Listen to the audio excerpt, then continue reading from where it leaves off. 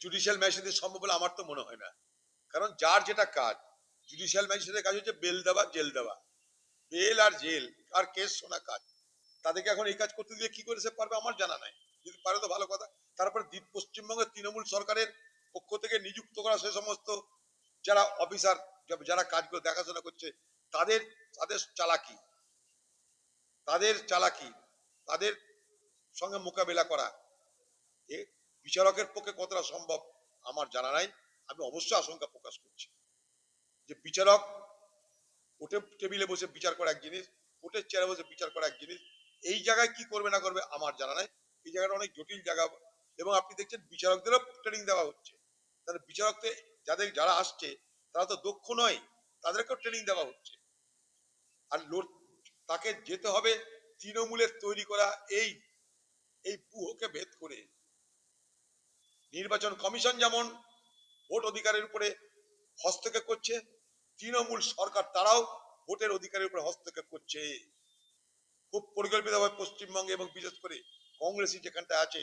আবার বলছি, roll back করার মাধ্যমে, রোল ব্যাক করার নামে বিএলআররা পঞ্চায়েত দপ্তরে পরিকল্পিতভাবে ডেকে হয়রান করছে কংগ্রেসি ভোটারদের।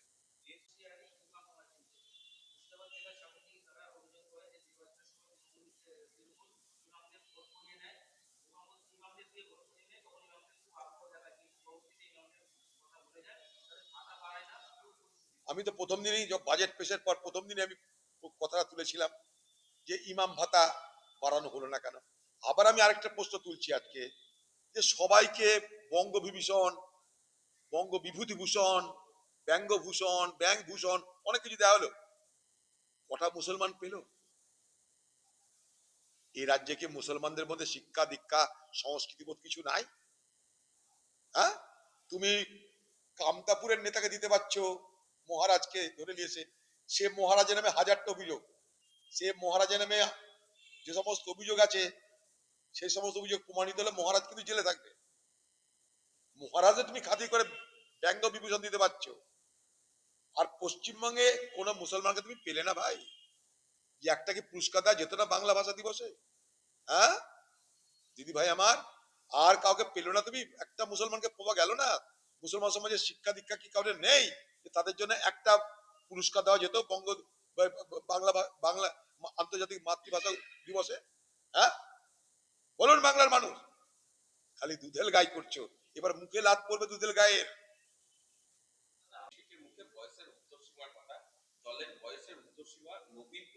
দলের দলের বয়সের উত্তরসীমা নবীন প্রবীণ প্রসঙ্গ মনে করেছে, দলে উত্তরসীমার কথা বলেছে, মানুষ যতদিন বাঁচে ততদিন রাজনীতি করে না।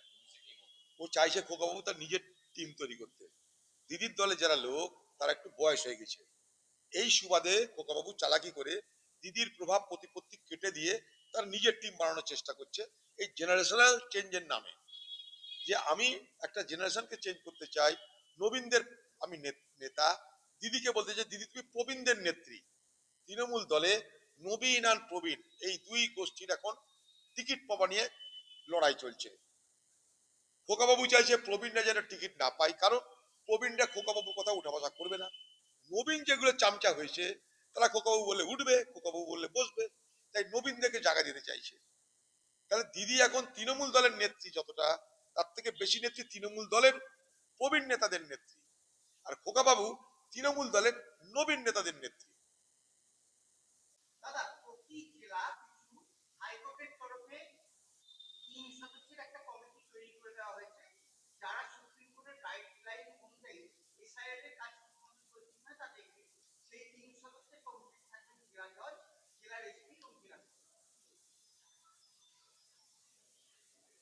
দেখুন, এটা পশ্চিমবঙ্গের জন্য একটা লজ্জার, একটা অপমান, যে পশ্চিমবঙ্গে একটা সরকার থাকা সত্ত্বেও এখানটায় এসআর প্রক্রিয়া সম্পূর্ণ করা যাচ্ছে না। কথা বলতে বারণ করতে যান, এসআর প্রক্রিয়া সম্পূর্ণ করা যাচ্ছে না। আরেকটা জিনিস আপনাদের সতর্ক করে দিই, আমি খুব চালাকি করে তৃণমূল এই সুযোগ নিয়ে বেছে বেছে কংগ্রেসের লোকদেরকে রোল ব্যাক করার মাধ্যমে পঞ্চায়েতে ডেকে পাঠাচ্ছে, এবং তাদেরকে যাতে আগামী দিনে তৃণমূলের হয়ে তারা ভোট দেয় তার জন্য কিন্তু প্রেশার দিচ্ছে। রোল ব্যাকটা করাচ্ছে ইচ্ছা করে, সব কিছু কাগজ জমা দেওয়ার পরেও রোল ব্যাক করানো হচ্ছে মুর্শিদাবাদ জেলা জুড়ে। বিশেষ করে কংগ্রেসী যারা লোক তাদেরকে ফের নোটিশ দিয়ে রোল ব্যাক করার জন্য ডাকা হচ্ছে পঞ্চায়েত দপ্তরে। আপনাদের একটা কথা বলি, কলকাতায় একটা সময় ছিল পকেট মার যখন পকেট মারবে কারো, তো আগে থেকেই পকেট মার পকেট মার পকেট মার চিৎকার করে বাজার গরম করে সেই বাজারে যখন মানুষ উৎসুক হবে তখনই পকেটটা মেরে দেবে। তৃণমূল এখন সেই লাইন নিয়েছে। ভোট চুরি অবশ্যই, ভোট চুরি দেখো তোমরা, ভোট চুরি যাতে না হয় রাহুল গান্ধীর রাহুল গান্ধী সেই বিষয়গুলো নিয়ে দীর্ঘদিন ধরে আন্দোলন করছে, আজও করছে। সেই রাহুল গান্ধী দেখানোর পথেই সবাইকে চলতে হচ্ছে, তা না।